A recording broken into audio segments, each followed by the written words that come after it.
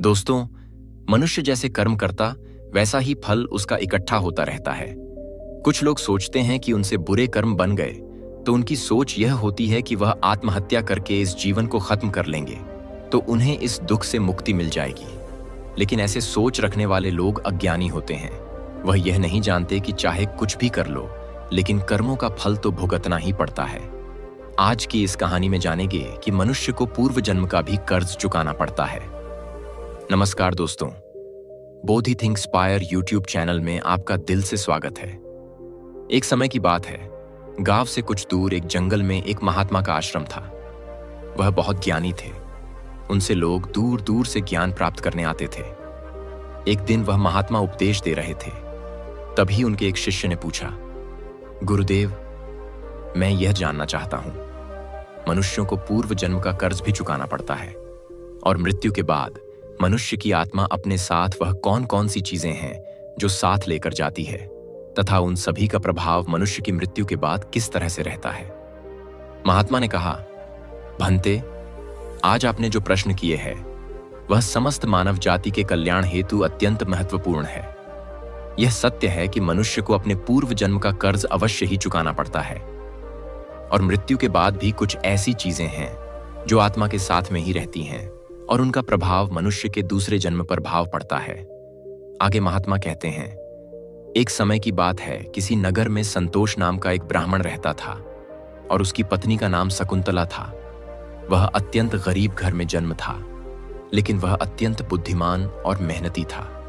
जब वह निर्धन था तब उसे धन की अधिक लालच नहीं थी, लेकिन अपनी मेहनत के जोर पर जैसे जैसे उसके पास धन का संग्रह होने लगा, तब वह दिन रात उस धन को बढ़ाने की चिंता में डूबा रहती थी। उसकी पत्नी रूपाली भी धन की अत्यधिक लालची स्त्री थी। आप तो जानते ही हैं कि धन की लालसा ऐसी होती है जो बढ़ते धन के साथ साथ बढ़ती ही जाती है। संतोष अब ऐसा सोचता था कि काश उसे कोई ऐसी युक्ति मिल जाए जिससे कुछ ही दिनों में धन में हजारों गुना बढ़ोतरी हो जाए। पहले वह धन को चंचल और हाथ का मैल समझता था और कहता था, धन का क्या है, वह तो हमेशा आता जाता रहता है। लेकिन तब वह मूर्ख था। अब उसकी आंखें खुल गई थीं। अब सारी धन दौलत उन्हें बांट दी है और अब तीर्थ यात्रा को जा रहा हूं।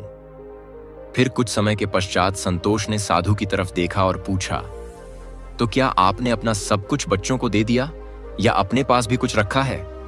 तभी साधु ने उत्तर दिया, बेटा, मेरे हाथ में जो यह लाठी देख रहे हो, यह अंदर से खोखली है। इसमें मैंने 400 स्वर्ण मुद्राएं डाल रखी हैं।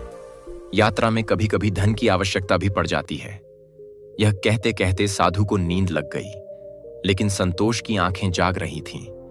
यह सारी बातें उसकी पत्नी रूपाली ने भी सुनी ली थी। अब रात्रि का पहला पहर बीत गया था। वह बार बार महात्मा की लाठी को देख रहा था और मन ही मन कुछ सोच रहा था।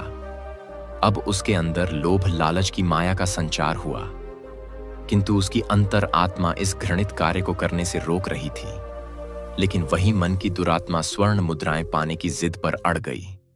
कुछ समय तक इस संघर्ष में ही उसके मन का बुरा हाल हो चुका था कि तभी उसकी पत्नी उसके पास आकर बैठ जाती है और कहती है, स्वामी, आप किस गहरी चिंता में डूबे हैं?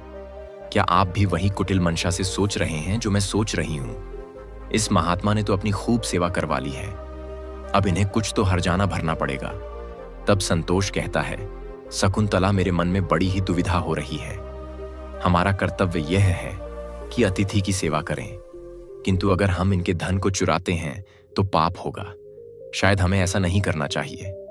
तब उसकी पत्नी कहती है, अजी, आप कैसे फिजूल की बातें कर रहे हो? इस महात्मा की उम्र ढल चुकी है और क्या पता कब यह लौटक जाए। वैसे भी अब यह अनाथ है और अपना अंतिम समय बिताने के लिए हरिद्वार जा रहे हैं।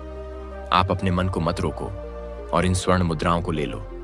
मुझे लगता है ईश्वर भी यही चाहते हैं। इसी कारण से यह महात्मा यहां पधारे हैं और जो बात सबसे गुप्त रखनी चाहिए उसे ही आपको बता दी है। तब संतोष कहता है, ठीक है। अंततः लोभ ने धर्म को हरा दिया। संतोष ने लाठी उठाई, पर उसके हाथ पैर कांप रहे थे। उसकी अंतरात्मा ने एक बार फिर से बड़बड़ाना शुरू किया, लेकिन लोभ के दृढ़ हाथों ने उसे दबा दिया। तभी संतोष और शकुंतला ने लाठी खोली और उसमें से स्वर्ण मोहरों को निकाल लिया और उनकी जगह सामान ने लोहे के सिक्के भर दिए। अगले दिन सुबह महात्मा संतोष और उसकी पत्नी की विनम्रता पूर्वक आज्ञा लेकर स्नान आदि करके अपनी अगली यात्रा के लिए तैयार हो गए। किंतु अभी भी संतोष का दिल धड़क रहा था। उसे डर था कि कहीं साधु को शक न हो जाए। इस ख्याल से उसका चेहरा पीला पड़ता जा रहा था। लेकिन महात्मा को इस बात की कोई खबर ही नहीं थी। वह तो हंसते हुए बातें कर रहे थे और रात की मेहमान नवाजी के लिए बार बार धन्यवाद दे रहे थे। अपितु जाते समय संतोष ने कहा, महात्मा जी, मेरे यहां संतान नहीं है। कृपया भगवान से प्रार्थना करें कि उनके जैसी ही हमारे यहां संतान हो जाए।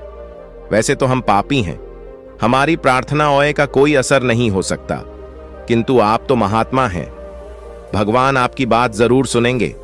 तभी मंद मुस्कान के साथ महात्मा ने उत्तर दिया, सुनेंगे या नहीं यह तो वही जाने, लेकिन मैं तुम्हें आशीर्वाद देता हूं कि भगवान तुम्हें संतान दे। इतना कहकर वे महात्मा वह दो पति पत्नी इस चोरी के फल से नहीं बच सकते थे। यह बात संतोष का मन और मस्तिष्क भी अनुभव कर रहा था, परंतु वह इस चोरी के प्रकट होने से बहुत डरता था।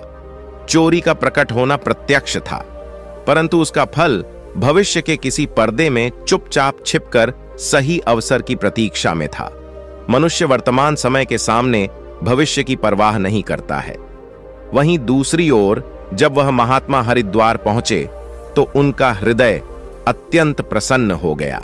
यहां साधु संतों को देखकर ऐसी प्रसन्नता हुई मानो उन्हें सभी देवताओं के साक्षात दर्शन हो गए हों। उनका मन ईश्वर भक्ति में लीन हो गया।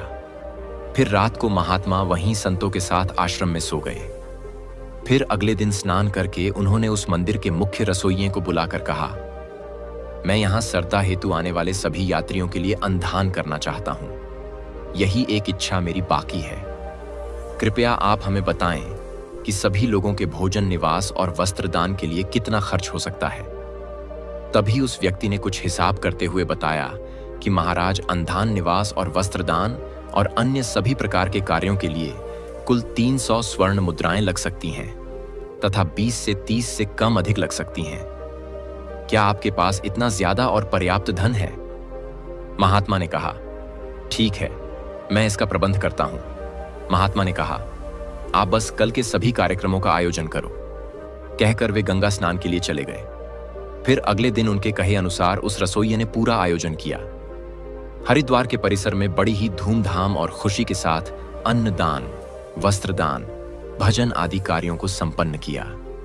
वहां मौजूद सभी लोग देखकर खुशी से कहने लगे, महात्मा स्वयं गरीब होकर कितने उदार हैं, और जिनके पास धन की कोई कमी नहीं होती वे व्यर्थ के दिखावे में लुटा देते हैं, परंतु धर्म की राह पर एक कौड़ी भी खर्च नहीं करते। यह एक नेक दिल मनुष्य है जिसने अपना धर्म समझा और धर्म के सामने धन का मोह नहीं देखा। अपनी प्रशंसा सुनकर महात्मा की खुशी का कोई ठिकाना ना रहा। उनका हृदय आनंद से प्रसन्न हो रहा था, किंतु दूसरी ओर उसका भाग्य रो रहा था। जब संध्या हुई, महात्मा ने अपने कमरे का दरवाजा बंद किया और लाठी को खोलकर देखा तो लाठी के अंदर लोहे के सिक्कों को देखकर उसका हृदय कांप गया। उसे ऐसा प्रतीत हुआ मानो वह कोई भयानक स्वप्न देख रहे हों। उसे अपनी आंखों लोहे के अब उस महात्मा को थोड़ी ही देर में रसोइये को हिसाब करके उनका धन लौटाना था। उसने सोचा, अब क्या होगा? अपमान की छवि उसकी आंखों के सामने खींच गई। वह कहने लगा, हे प्रभु, आप मुझे क्षमा करें। महात्मा कांपते हुए खड़े हो गए। उन्हें अपमान का ख्याल अपमान से भी ज्यादा डरावना लग रहा था। अब उनमें इसे सहन करने की शक्ति नहीं थी। वह कुछ देर तक सोते रहे और उन्होंने अचानक से दरवाजा बंद कर लिया और साथ ही उम्मीदों के द्वार भी बंद हो गए। महात्मा ने चारपाई की रस्सियों को निकाला और उन्हें छत से लटका दिया। अब मौत दरवाजे पर खड़ी थी कि तभी महात्मा की अंतरात्मा ने उपदेश दिया। दिमाग ने भी सलाह दी कि यह तुम क्या कर रहे हो? आत्महत्या सबसे बड़ा निंदनीय कर्म है, ऐसा मत करो। पर निराशा ने हर तरफ से हराकर रख दिया। महात्मा का चेहरा मृत व्यक्ति की तरह सफेद पड़ गया था।